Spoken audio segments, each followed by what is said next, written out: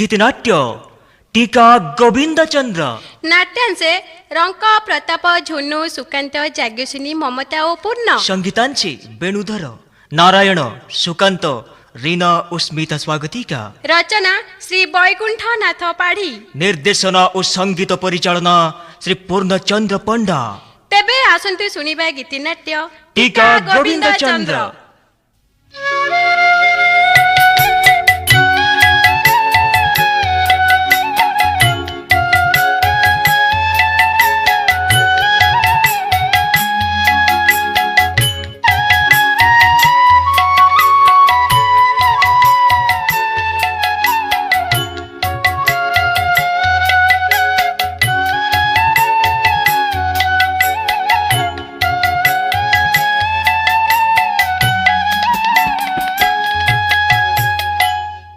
ए तुमे कौन कहूच माँ बंगर राजा हुई मु जोगी हेबी। हाँ पुत्र तू जोगी हेबु। तू जोगी हेले तोर रिष्ट खंडन हेब।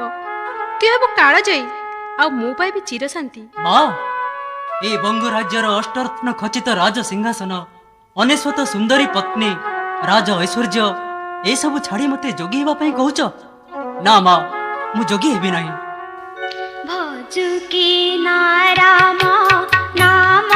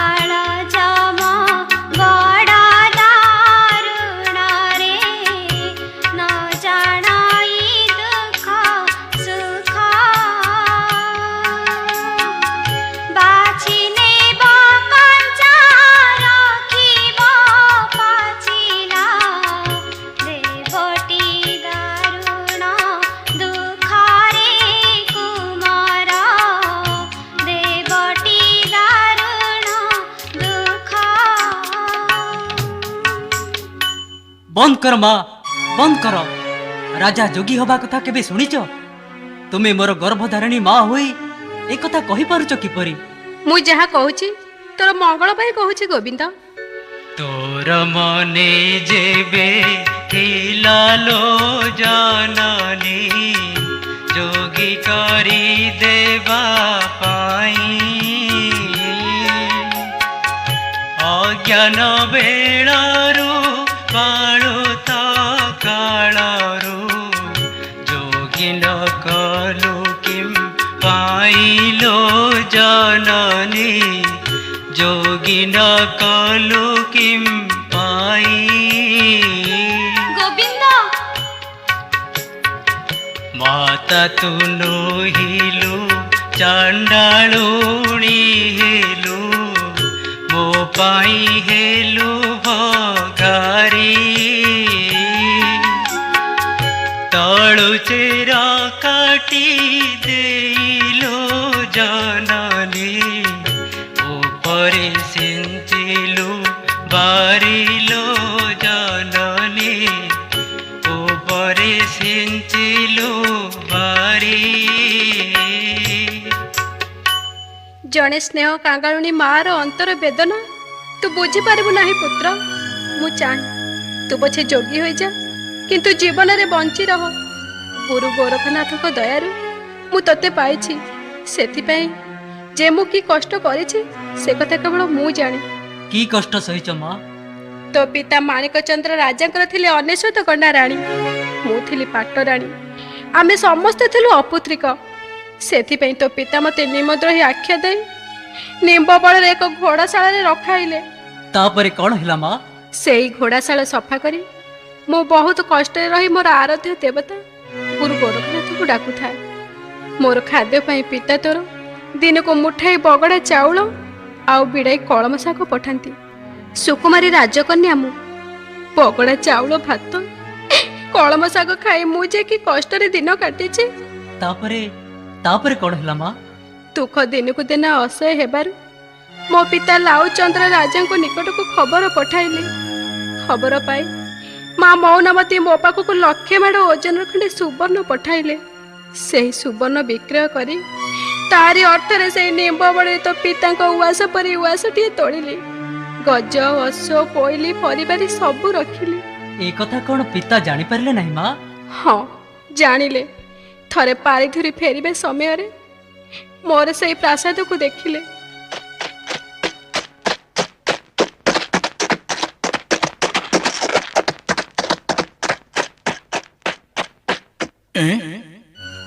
ମୁଁ ଏ କ'ଣ ଦେଖୁଛି? ନିମ୍ବ ବନରେ ଏ ସୁରମ୍ୟ ପ୍ରାସାଦ, ଏ ତ ମୋ ରାଜପ୍ରାସାଦ ଠାରୁ କୌଣସି ଗୁଣରେ କମ୍ ନୁହେଁ। କାହାରି ପ୍ରାସାଦ? ଏହି ବନରେ ନିମଦ୍ରୀ ରାଣୀ ରହୁଥିଲେ। ତେବେ କ'ଣ ଯାଇ ଦେଖେ ଏ ପ୍ରାସାଦରେ କିଏ ଅଛ?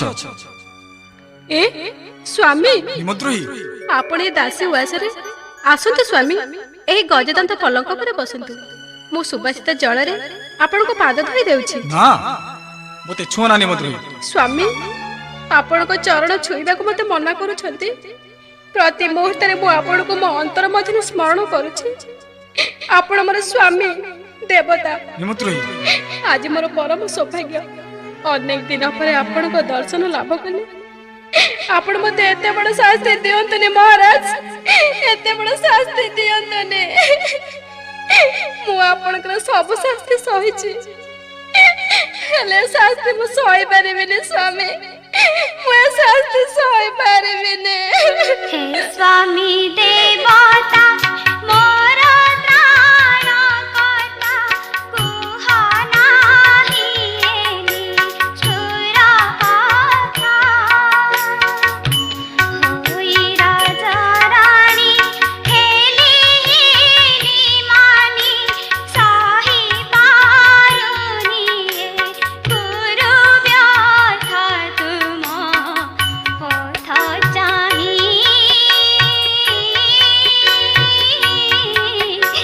अनिले रजनी जाए पाही।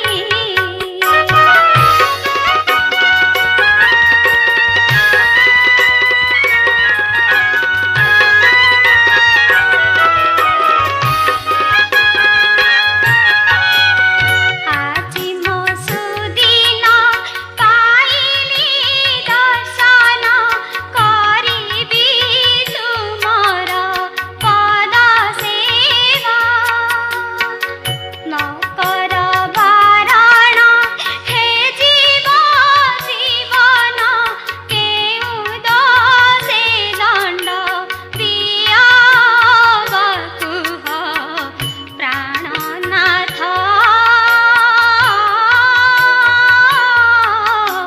तुम बिना मो जीवन व्यर्थ।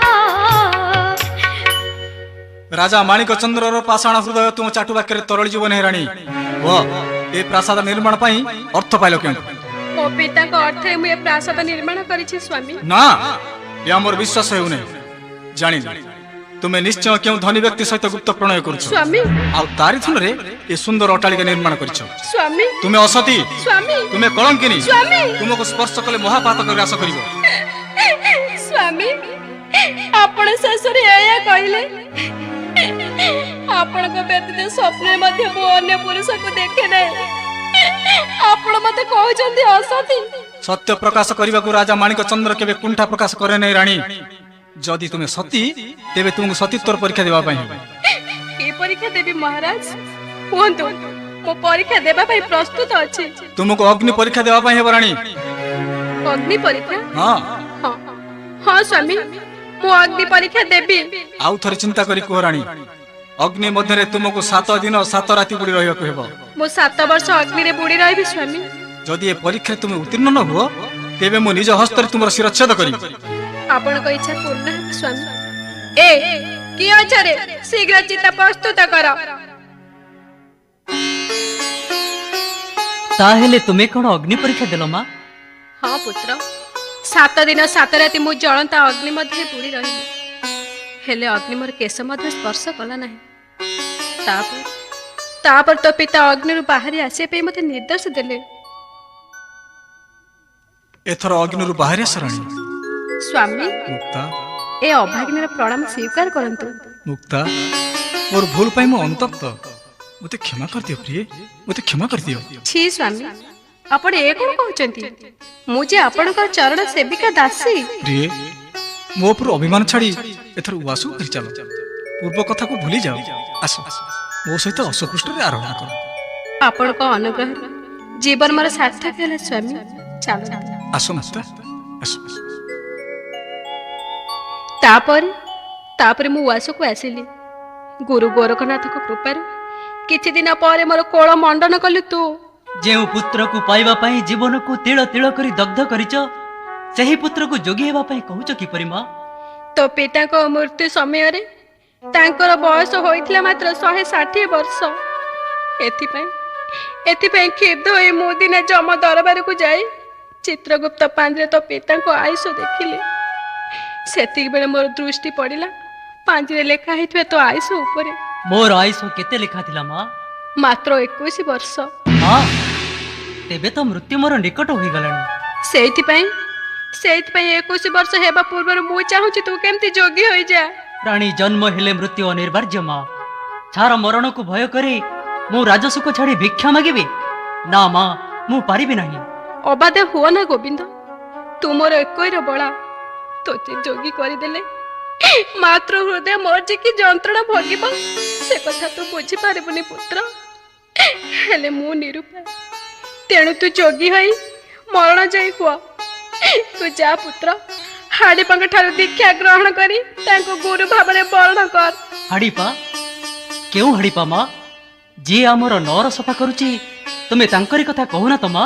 ହଁ ପୁତ୍ର, ସେହି ମହାତ୍ମା ତୋର ପୂଜ୍ୟ ଗୁରୁ, ମୁକ୍ତିଦାତା, ମହାଜ୍ଞାନୀ, ମହାପଣ୍ଡିତ। ସିଏ ଅଭିଶାପ ପାଇ ମର୍ତ୍ତ୍ୟରେ ନୀଚ କୂଳରେ ଜନ୍ମଲାଭ କରିଛନ୍ତି। ତେବେ ମୁଁ ପ୍ରଥମେ ହାଡ଼ିପାଙ୍କୁ ପରୀକ୍ଷା କରିବି। ମୁଁ ତତେ 2 ଦିନ ସମୟ ଦେଉଛି, ତୁ ଶୀଘ୍ର ପରୀକ୍ଷା କରି ମତେ କହ।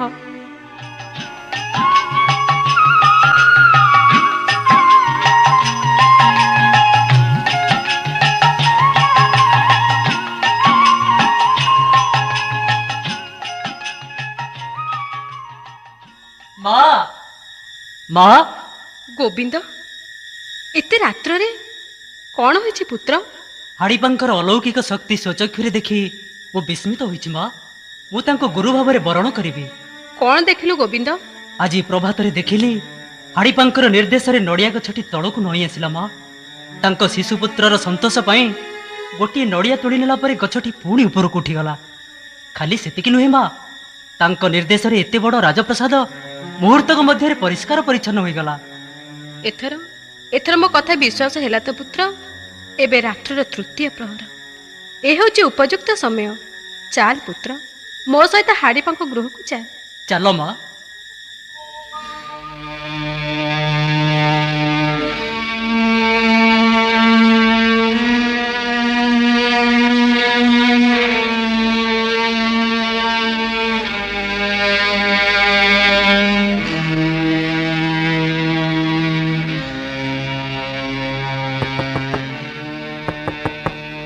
କିଏ? ମଣିମା, ଏ ରାତିଟାରେ ସଙ୍ଗରେ ପୁଣି ରାଜମାତା ମୁକ୍ତା ଦେଇ କ'ଣ ହୋଇଛି ମଣିମା? କୁହନ୍ତୁ ହେ ମହାରାଜା, ଘୋର ନିଶା କାଳେ କିମ୍ପା ଗମନ ଏହି ଦରିଦ୍ର କୁଟିରେ। କୁହନ୍ତୁ ହେ ମହାରାଜା।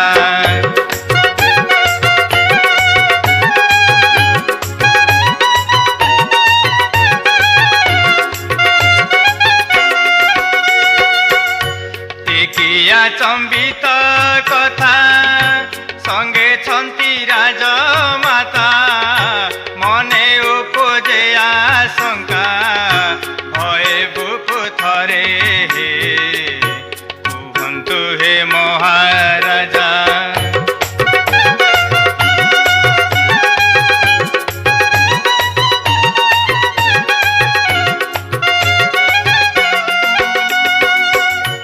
ଆଦେଶ ପଠାଇଥିଲେ ମିଳିଥାନ୍ତି ଶ୍ରୀ ଛାମୁରେ, ବୃଦ୍ଧ ବୃଥା ଶ୍ରମ କରି କିମ୍ପା ଆସିଲ ଏଠାରେ ହେ କୁହନ୍ତୁ ହେ ମହାରାଜା।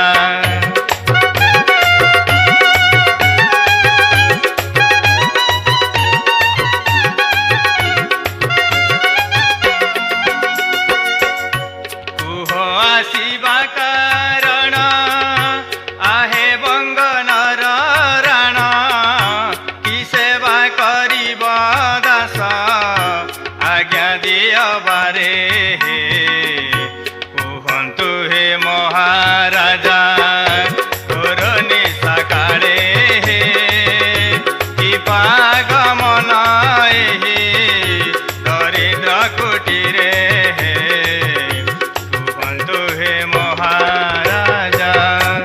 से कथा मु कहबी हाड़ीपा। କୁହନ୍ତୁ କୁହନ୍ତୁ ରାଜମାତା। तुमे मोर पुत्र गोविंद को शिष्य रूपे ग्रहण कर। मु ताकु जोगी करदेवा पई अनेक दिन मनासी थिली।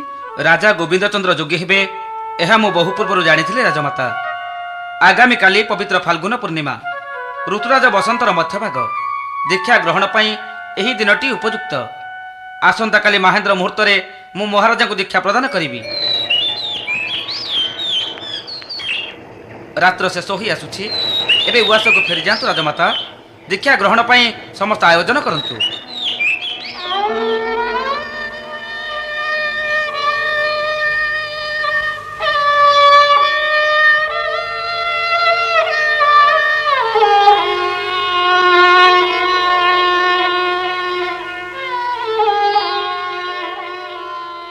ଗୋବିନ୍ଦ ଚନ୍ଦ୍ର, ଆଦେଶ କରନ୍ତୁ ଗୁରୁଦେବ। ଦୀକ୍ଷା ଗ୍ରହଣ କାର୍ଯ୍ୟ ସମାପ୍ତ ହୋଇଛି। ନିଅ ଗୋବିନ୍ଦ, ଏହି ଲାଉ ଥଳ ଗ୍ରହଣ କର। ଦିଅନ୍ତୁ ଗୁରୁଦେବ। କୁହନ୍ତୁ ବର୍ତ୍ତମାନ ମୁଁ କ'ଣ କରିବି? ଦୀକ୍ଷା ଗ୍ରହଣ ପରେ ପ୍ରଥମେ ଗୁରୁଙ୍କୁ ଦକ୍ଷିଣା ଦିଅ। ତା ନହେଲେ ଦୀକ୍ଷାର ମୂଲ୍ୟ ହ୍ରାସ ହେବା ସଙ୍ଗେ ସଙ୍ଗେ ଗୁରୁଙ୍କର ଅମର୍ଯ୍ୟାଦା ହେବ। ମୋତେ ଦକ୍ଷିଣା ଦିଅ ଗୋବିନ୍ଦ। ମୁଁ ଏହି ବଙ୍ଗ ରାଜ ସିଂହାସନ ସହ ସମଗ୍ର ରାଜ୍ୟକୁ ଆପଣଙ୍କୁ ଦକ୍ଷିଣା ସ୍ୱରୂପ ପ୍ରଦାନ କରୁଛି ଗୁରୁଦେବ। ନା ଗୋବିନ୍ଦ ନା, ତୁମେ ସନ୍ନ୍ୟାସ ଗ୍ରହଣ କରି ସାରିଛ, ତେଣୁ ଏ ରାଜ୍ୟ ଐଶ୍ୱର୍ଯ୍ୟରେ ତୁମର ଅଧିକାର ନାହିଁ। ତା ଛଡ଼ା ମୁଁ ତ ସାମାନ୍ୟ ଜଣେ ଯୋଗୀ। ରାଜ୍ୟ ରାଜସିଂହାସନ ମୋର ବା ହେବ କ'ଣ? ତେବେ ନିଜ ଇଚ୍ଛା ମତେ ଦକ୍ଷିଣା ମାଗନ୍ତୁ ଗୁରୁଦେବ। ଶୁଣ ବାବୁ ଗୋବିନ୍ଦ, ତୁମେ ଯାଅ ଲାଉ ଥାଳ ଧରି ତୁରିତେ। ଶୁଣ ବାବୁ ଗୋବିନ୍ଦ, ମାତ୍ର 5 ଘରୁ ଭିକ୍ଷା ମାଗି ନୀତି, ମାତ୍ର 5 ଘରୁ ଭିକ୍ଷା ମାଗି ନୀତି, ଦକ୍ଷିଣା ସ୍ୱରୂପ ଦିଅନ୍ତୁ ମୋତେ। ଶୁଣ ବାବୁ ଗୋବିନ୍ଦ। ଆଉ ମୋ ପାଇଁ କି ଆଦେଶ ଗୁରୁଦେବ? ଯାହା ହସ୍ତୁ ଭିକ୍ଷା ଆଣିବ, ମାତୃ ସମତାକୁ ମଣିବ। ଲବଣ ଆମିଷ ଶାଗ ନ ଭୁଞ୍ଜିବ, ନିଜ କାମ ନିଜେ କରିବ ହାତେ। ଶୁଣ ବାବୁ ଗୋବିନ୍ଦ। ଆପଣଙ୍କ ଆଦେଶ ଶିରୋଧାର୍ଯ୍ୟ ଗୁରୁଦେବ।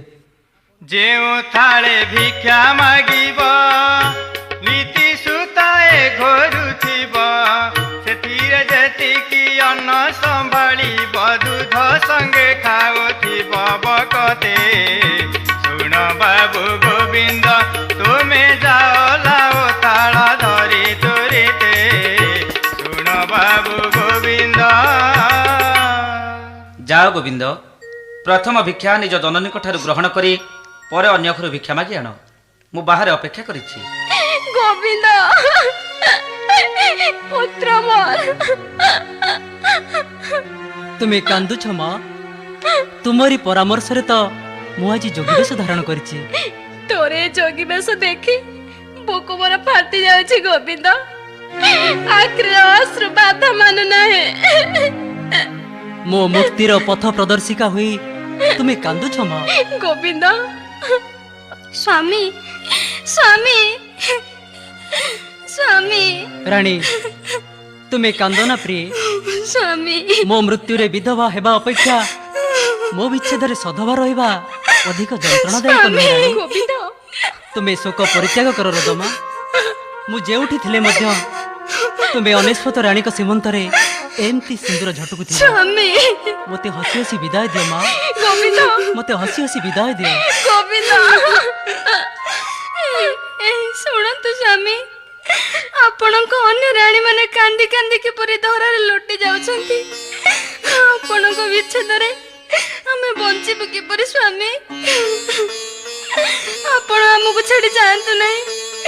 ଆପଣଙ୍କର ଏ ଯୋଗୀ ବେଶ ଦେଖି ମା ଆପଣ କିଛି କହୁନାହାନ୍ତି କାହିଁକି ମା? ବୋହୁ, ଗୋବିନ୍ଦର ଚଲାପଥରେ ତୁମେ ମାନେ ବାଧା ସୃଷ୍ଟି କର ନା। ସେଦିନ ପୁରା ସବୁ କଥା କହି ବୁଝାଇଥିଲି। ଛିମା, କାନ୍ଦ ବନ୍ଦ କର।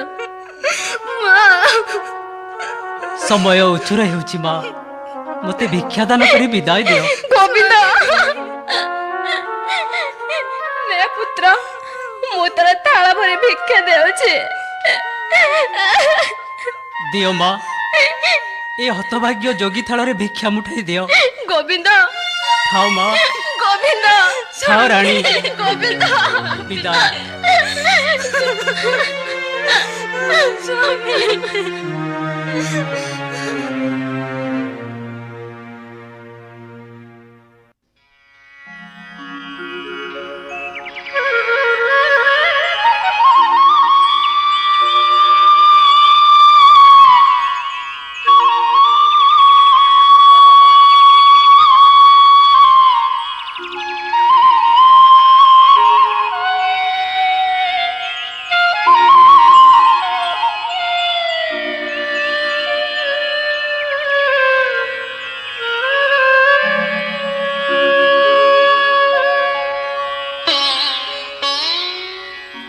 ଅନେକ ଦିନ ହେଲା ଗୋବିନ୍ଦ ତାର ଅନେଶ୍ୱତ ପତ୍ନୀଙ୍କୁ ପରିତ୍ୟାଗ କରି ଯୋଗୀ ଧର୍ମ ଗ୍ରହଣ କରିଛି।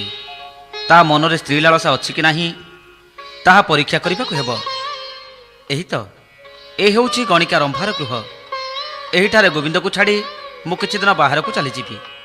ଦେଖିବି ଗୋବିନ୍ଦ ମନରେ ବୈରାଗ୍ୟ ଜନ୍ମିଛି କି ନା। ବାହାରେ ଠିଆ ହୋଇ କଣ ଭାବୁଛ କି ଜଗିବର? ଆସ ଭିତରକୁ ଆସ। ଆସ ଗୋବିନ୍ଦ। ଚାଲନ୍ତୁ ଗୁରୁଦେବ। ବସନ୍ତୁ ଜଗିବର। ଏ ବୋଧ ହୁଏ ମୋର ଶିଷ୍ୟ ଗୋବିନ୍ଦ ଚନ୍ଦ୍ର ନୂଆ ହୋଇ ଯୋଗୀ ହୋଇଛନ୍ତି। ଏ ବୟସରେ ଯୋଗୀ? ବାଃ, କି ସୁନ୍ଦର ରୂପ, କି କମନୀୟ କାନ୍ତି। ତୁମ୍ଭମାନଙ୍କ ପାଇଁ ଗଣିକା ରମ୍ଭାର ଜୀବନ ଧନ୍ୟ ହୋଇଗଲା ଜଗିବର। ଏ ତେବେ ଗୋଟେ ଗଣିକାର ଗୃହ? କଣ ଭାବୁଛ ନୂଆ ଯୋଗୀ? ନା ନା, କିଛି ନୁହେଁ। ରମ୍ଭା, କୁହନ୍ତୁ ଜଗିବର। ମୁଁ ଚତୁର୍ମାସ୍ୟା ବ୍ରତ ପାଳନ କରିବାକୁ ଯିବି। ଫେରିବା ପର୍ଯ୍ୟନ୍ତ ଗୋବିନ୍ଦ ତୁମରି ପାଖରେ ରହିବ। ଏହା ତ ମୋର ପରମ ସୌଭାଗ୍ୟ। ନୂଆ ଯୋଗୀଙ୍କ ସେବାରେ ମୁଁ କଦାପି ତ୍ରୁଟି କରିବି ନାହିଁ। ଆପଣ ନିଶ୍ଚିନ୍ତରେ ଯାଇପାରନ୍ତି ଜଗିବର। ନା ଗୁରୁଦେବ, ମୁଁ ଏଠାରେ ରହିପାରିବି ନାହିଁ। ମୁଁ ମଧ୍ୟ ଚତୁର୍ମାସ୍ୟା ବ୍ରତ ପାଳନ କରିବାକୁ ଆପଣଙ୍କ ସାଙ୍ଗରେ ଯିବି। ନା ଗୋବିନ୍ଦ ନା, ଚତୁର୍ମାସ୍ୟା ବ୍ରତ ପାଳନ କରିବା ବୟସ ତୁମର ହୋଇନାହିଁ। ତେଣୁ ମୁଁ ଫେରିବା ପର୍ଯ୍ୟନ୍ତ ତୁମେ ଏଇଠାରେ ରହିବ। ମୁଁ ଆସୁଛି।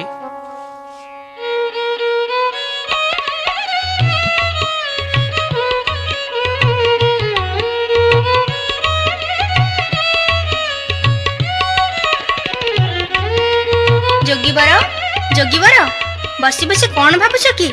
ଏଠାରେ ରହିବା 4 ମାସ ହୋଇଗଲା। ଦିନେ ହେଲେ ମୋ ମୁହଁକୁ ଚାହିଁ ହସିକରି କଥା ପଦେ କହିଲ ନାହିଁ।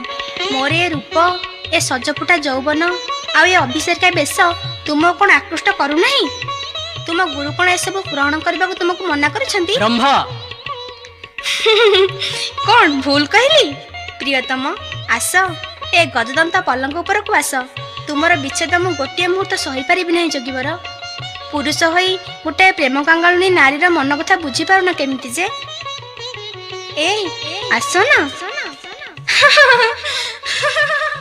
ঝর ঝর ঝরি যায় শ্রাবণ বরষা, ঝর ঝর ঝরি যায় শ্রাবণ বরষা, জাগি উঠে মো পরাণী মিলনর পিয়াসা, জাগি উঠে মো পরাণী মিলনর পিয়াসা, ঝর ঝর ঝরি যায় শ্রাবণ বরষা, ঝর ঝর ঝরি যায় শ্রাবণ বরষা।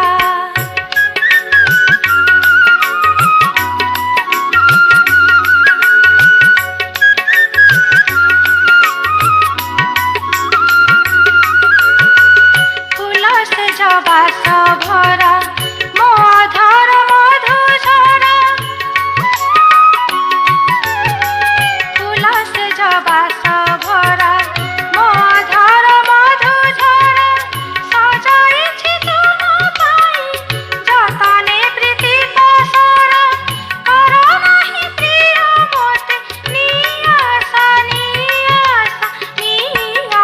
ରମ୍ଭା ঝর ঝর ঝরি যায় শ্রাবণ বরষা ঝর ঝর ঝরি যায় শ্রাবণ বরষা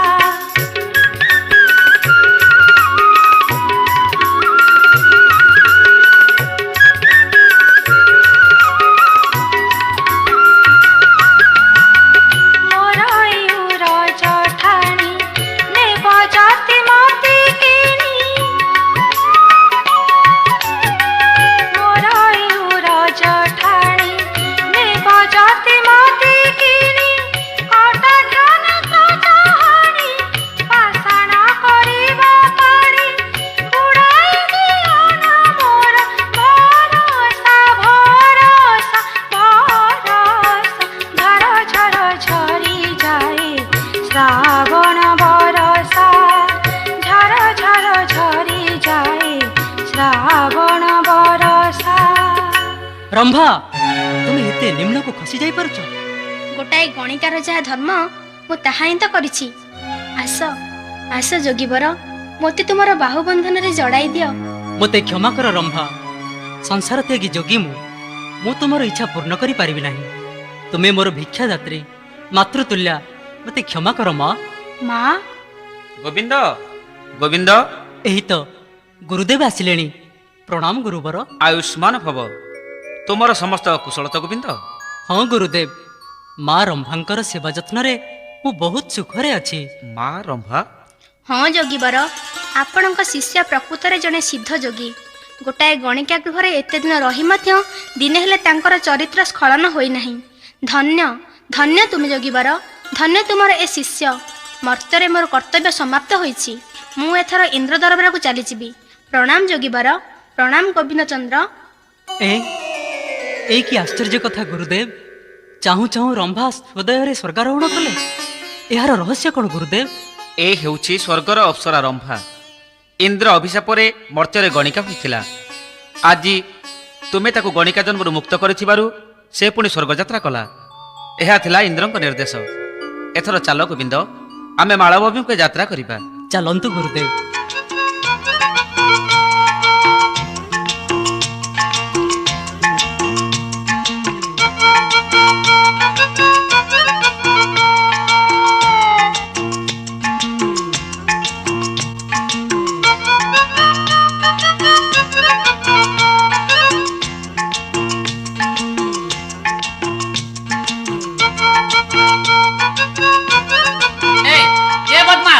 ପଇସା ଦେଇଯା କହୁଛି, ନହେଲେ ମାରି ମାରି ତ ପିଠୁରୁ ଚମଡ଼ା ଉତାରି ଦେବି।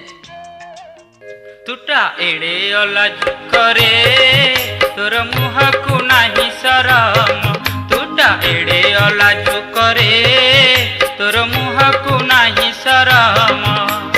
ପିଇ ଦେଇ ତାଡ଼ି ନ ଦେଉ କଉଡ଼ି, ପିଇ ଦେଇ ତାଡ଼ି ନ ଦେଉ କଉଡ଼ି, ଛାଡ଼ି ଗଲାଣି ଧରମ। ତୁଟା ଏଡ଼େ ଅଲାଜୁକରେ ତୋର ମୁହଁକୁ ନାହିଁ ଶରମ। ତୁଟା ଏଡ଼େ ଅଲାଜୁକରେ ତୋର ମୁହଁକୁ ନାହିଁ ଶରମ।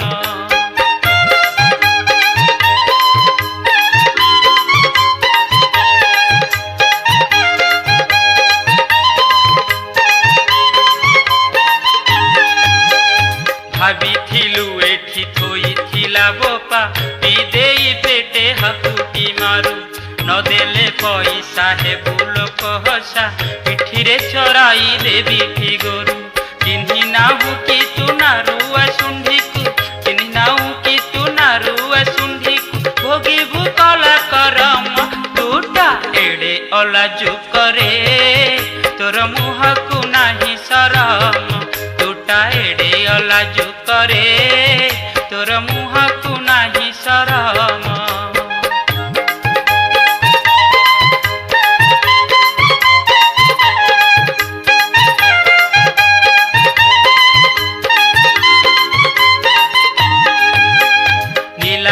କରିବି ଜମି ବାଡ଼ି ତୋର, ଡେଙ୍ଗୁରା ପିଟିବି ଗାଁ ଦାଣ୍ଡରେ। ସେତେବେଳେ ପୁଅ ଭାବୁଥିବୁ ବସି, ଏବେ ପଶୁ ନାହିଁ କିଛି ମୁଣ୍ଡରେ। ଭଲ କଥା ତୋତେ କହିଲା ବେଳକୁ, ଭଲ କଥା ତୋତେ କହିଲା ବେଳକୁ ହୋଇଯାଉଛୁ ଗରମ। ତୁଟା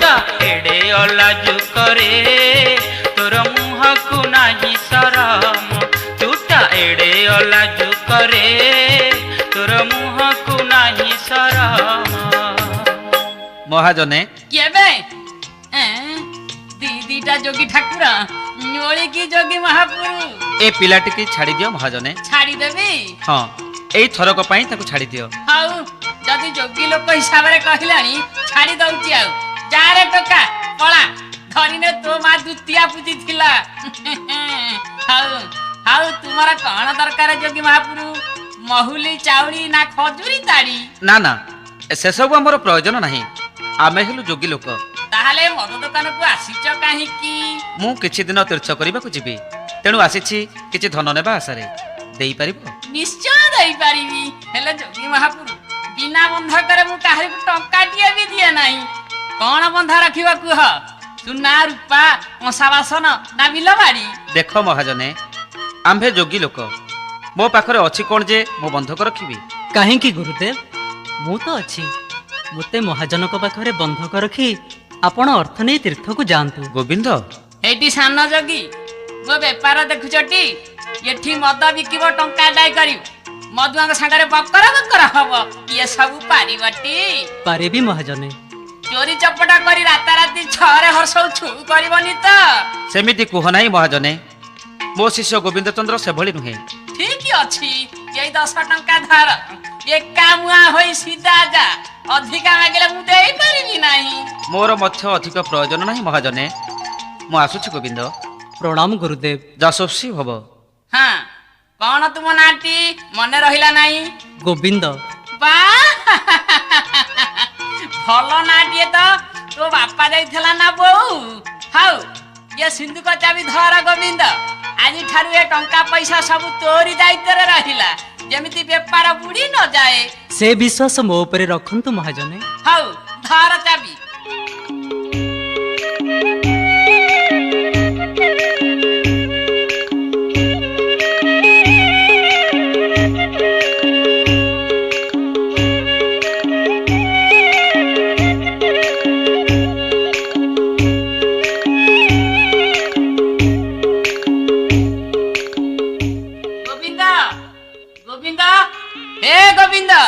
ମୋତେ ଡାକିଲେ ମହାଜନେ? ତ ବଡ ଅଜବ ଲୋକରେ। ହଇରେ, କଣ ନାହିଁ ମୋ ଘରେ କହିଲୁ? କିଛି ନ ଖାଇ ଦିନକୁ ଗୋଟିଏ ଥର ଦୁଧ ଭାତ ଖାଉ, ତା ପୁଣି ଭିକ୍ଷା କରି। ମୋ ପାଖରେ ବନ୍ଧା ପଡିଛି ବୋଲି ମୁଁ କଣ ତତେ ଖାଇବାକୁ ମନା କରିଛି? ଏଭଳି ଭୋଜନ କରିବା ତ ଯୋଗୀର ଧର୍ମ। ଦେଖେ ଯେମିତି ସୁବିଧା ହେଉଛି। ଗୋବିନ୍ଦ, ଗୋବିନ୍ଦ। ପ୍ରଣାମ ଗୁରୁଦେବ। ଆୟୁଷ୍ମାନ ହବ। ବୁଝିଲ ଯୋଗୀ ଆପଣେ, ଭଲ ମଣିଷଟିଏ ମୋ ପାଖରେ ଛାଡି ଦେଇ ଗଲା। ଆଉ କାଇଁ, କିଛି କ୍ଷତି ହେବ ଭଳି କାମ କରିଛି? ବିଲକୁଲ ନୁହେଁ, ଓଲଟି ମୋ ବେପାର 5 ଗୁଣ ବଢେଇ ଦେଇଛି। ମଦ ଦୋକାନରେ ରହି ଦିନେ ବି ମଦ ଟିକେ ପିଇଲା ନାହିଁ। ଧନ୍ୟ କହିବ ମତେ। ନାଇଁ ନାଇଁ, ଧନ୍ୟ କହିବ ତା ବୋପାକୁ। ଧନ୍ୟରେ ଗୋବିନ୍ଦ।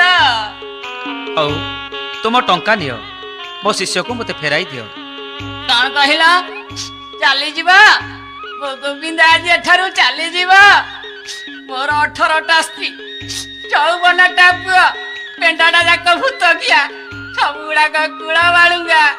ଯଦି ଏଇ ଗୋବିନ୍ଦ ଭଳିଆ ମୋର ଗୋଟେ ପୁଅ ଥାଆନ୍ତା। ଯା ଗୋବିନ୍ଦ, ଏ ବୁଢାକୁ ଟିକେ ମନେ ପକାଉଥାଉ। ଗୋବିନ୍ଦ, ଗୋବିନ୍ଦ ରେ। ଆପଣ ଦୁଃଖ କରନ୍ତୁ ନାହିଁ ମହାଜନେ, ଆପଣଙ୍କୁ କଦାପି ଭୁଲିବି ନାହିଁ। ଥାଆନ୍ତୁ, ପ୍ରଣାମ। ଠାକୁର ତତେ କୋଟି ପରମାଇ ଦେଇଥାନ୍ତି ରେ ଗୋବିନ୍ଦ, ତୁ ଚାଲିଯାବ ଆଗକୁ। ଆମେ ଏବେ କେଉଁଠିକି ଯିବା ଗୁରୁଦେବ? ଆମେ ବଙ୍ଗରାଜ୍ୟକୁ ଫେରିଯାଇ ରାଜମାତା ମୁକ୍ତାଦେବୀଙ୍କୁ ସାକ୍ଷାତ କରିବା, କାରଣ ତୁମର ସାଧନା ସମାପ୍ତ ହୋଇଛି ଗୋବିନ୍ଦ। ଯେ ଆଜ୍ଞା ଗୁରୁଦେବ।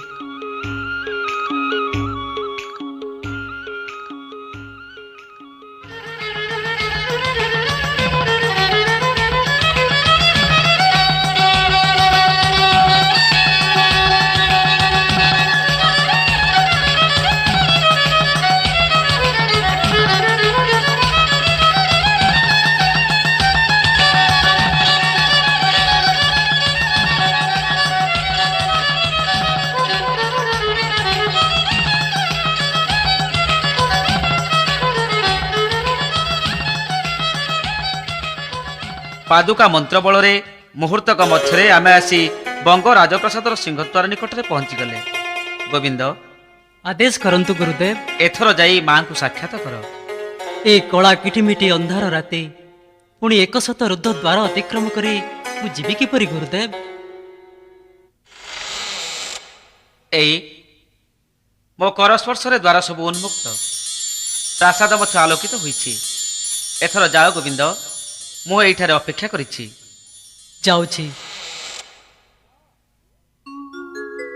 ମା ମା କିଏ? ଏ ଗୋବିନ୍ଦ ପୁତ୍ର ମୋର। ଛି ମା, ତୁମେ କାନ୍ଦୁଛ? ତୁ ଫେରି ଆସିଛୁ ପୁତ୍ର, ତୋର ସମସ୍ତ କୁଶଳ ତ? ହଁ ମା, ଗୁରୁଙ୍କ କୃପାରୁ ମୁଁ ସମସ୍ତ ଅସାଧ୍ୟ ବିଦ୍ୟା ସାଧନ କରିଛି। ଇନ୍ଦ୍ରପୁରୀ କୁବେରପୁରୀ ଦର୍ଶନ କରିଛି। ଅମର ମୂଳ ଖାଇ ମୁଁ ହେଇଛି କାଳଜୟୀ। ତୋ ଗୁରୁ କେଉଁଠି ପୁତ୍ର? ସିଂହଦ୍ୱାର ଠାରେ ଅପେକ୍ଷା କରିଛନ୍ତି। ତାଙ୍କ ନିକଟକୁ ମତେ ନେଇ ଚାଲେ ପୁତ୍ର। ଆସ ମା। ପ୍ରଣାମ ହାଡ଼ିପା। ଆୟୁଷ୍ମତୀ ଭବ। ମା, ମୋର କର୍ତ୍ତବ୍ୟ ଶେଷ ହୋଇଛି। ଗୋବିନ୍ଦ ହୋଇଛି ମୃତ୍ୟୁଜୟୀ। ଏଥର ସେ ରାଜ୍ୟଭାର ଗ୍ରହଣ କରି ଆନନ୍ଦରେ ରହୁ। ମୁଁ ହିମାଳୟ ଅଭିମୁଖେ ଯାତ୍ରା କରୁଛି। ପ୍ରଣାମ ଗୁରୁବର। ଯଶସ୍ୱୀ ଭବ, ଆୟୁଷ୍ମାନ ଭବ। ଅନ୍ତପୁରକୁ ବିଜେ କର ପୁତ୍ର। ତୋର ପତ୍ନୀ ମାନେ ଦୀର୍ଘ ଦିନ ହେଲା ତୋର ଶୁଭ ଆଗମନକୁ ପ୍ରତୀକ୍ଷା କରିଛନ୍ତି। ତୁ ଏଥର ସିଂହାସନରେ ଅଭିଷିକ୍ତ ହୋଇ ରାଜ୍ୟ ଶାସନ କର। ନା ମା ନା, ଯିଏ ଯୋଗୀ ସିଏ ତ୍ୟାଗୀ। ମୁଁ ସନ୍ନ୍ୟାସ ଗ୍ରହଣ କରିଛି ମା। ଏ ରାଜସୁଖ ମୋର ପ୍ରୟୋଜନ ନାହିଁ। ସ୍ୱାମୀ ସ୍ୱାମୀ ସ୍ୱାମୀ। ରାଣୀ, ତୁମେ କାନ୍ଦୁଛ କାହିଁକି? ତୁମେ ନ କାନ୍ଦିବା ପାଇଁ ତ ମୋର ଆଜି ଏ ଯୋଗୀ ବେଶ। ସ୍ୱାମୀ, ମୁଁ ଆପଣଙ୍କୁ ଅଟକାଉ ନାହିଁ ସ୍ୱାମୀ, ମୁଁ ଆପଣଙ୍କୁ ଅଟକାଉ ନାହିଁ। ତେବେ नाथ हे रखिबिनी अटकाई। नाथ हे रखिबिनी अटकाई। विदाय बेलारे तुम श्रीमुखको, विदाय बेलारे तुम श्रीमुखको आसिछि देखिबी नेत्र पुराई। नाथ हे रखिबिनी अटकाई। नाथ हे रखिबिनी अटकाई।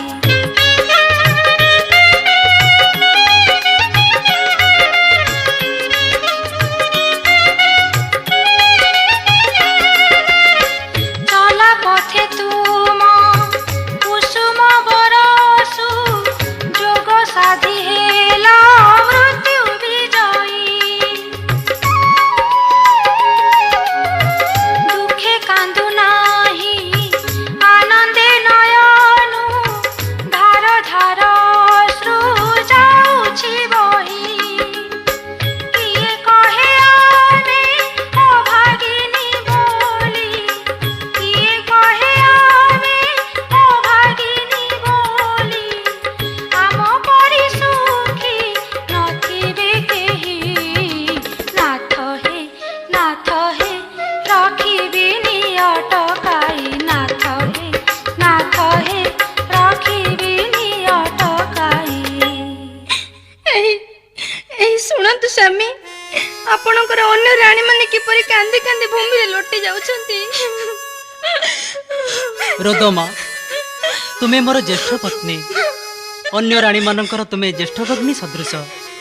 ତୁମେ ସେମାନଙ୍କୁ ବୁଝାଇ ଦିଅ ପ୍ରିୟ।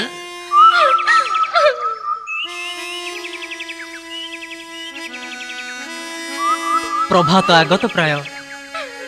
ଦୂର ବନାନୀରୁ ଭାସି ଆସୁଛି ବିହଙ୍ଗମାନଙ୍କର କାକଳି ମୂର୍ଚ୍ଛନା। ପୂର୍ବନଭ ସିନ୍ଦୁରିତ, ଦୂର ଦିଗ୍ବଳୟ ତଳେ ଚନ୍ଦ୍ର ଅସ୍ତମିତ। ମୋତେ ଏଥର ବିଦାୟ ଦିଅ ମା। ତୁ ଯେ ସଂସାର ତ୍ୟାଗ କରିବୁ ଏକଥା ମୁଁ ଚାହିଁନଥିଲି ଗୋବିନ୍ଦ। ତୋତେ ମରଣ ଜୟ କରିବାକୁ ସାମୟିକ ଭାବେ ଜଗି କରିଦେଲି। ହେଲେ ତୁ ସାମୟିକ ଭାବରେ ସଂସାର ତ୍ୟାଗ କରାଯାଏ ନାହିଁ। ଥାଅ ମା, ବିଦାୟ। ଗୋବିନ୍ଦ, ବିଦାୟ ରାଣୀ, ଗୋବିନ୍ଦ, ବିଦାୟ ମା। ଗୋବିନ୍ଦ।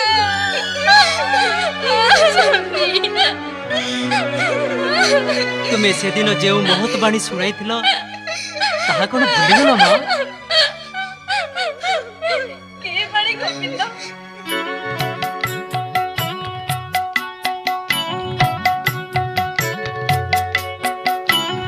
भजुकिला राम नाम रे राजन बोलुकिला राम नाम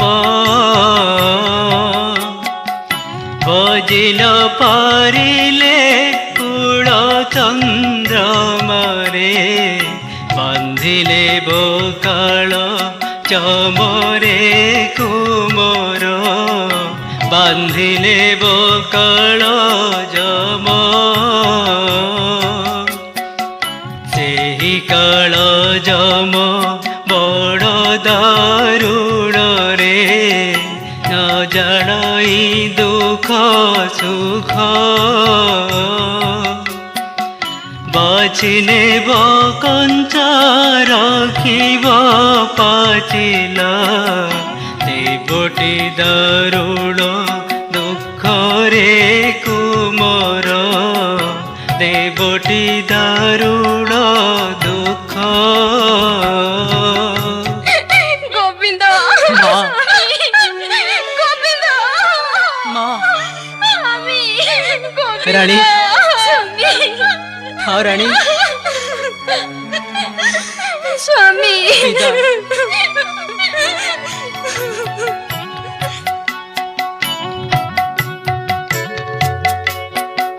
भजुकिला राम नाम रे राजन बोलुकिला राम नाम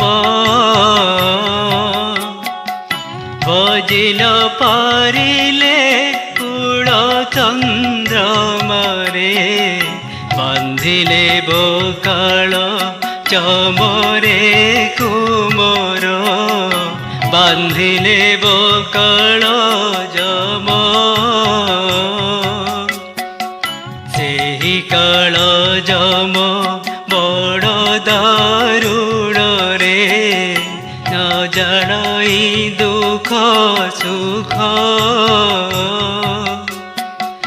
बाछिने कंचा रखिब पाचिला देवटी दारुण दुख रे कुमोर देवटी दारुण दुख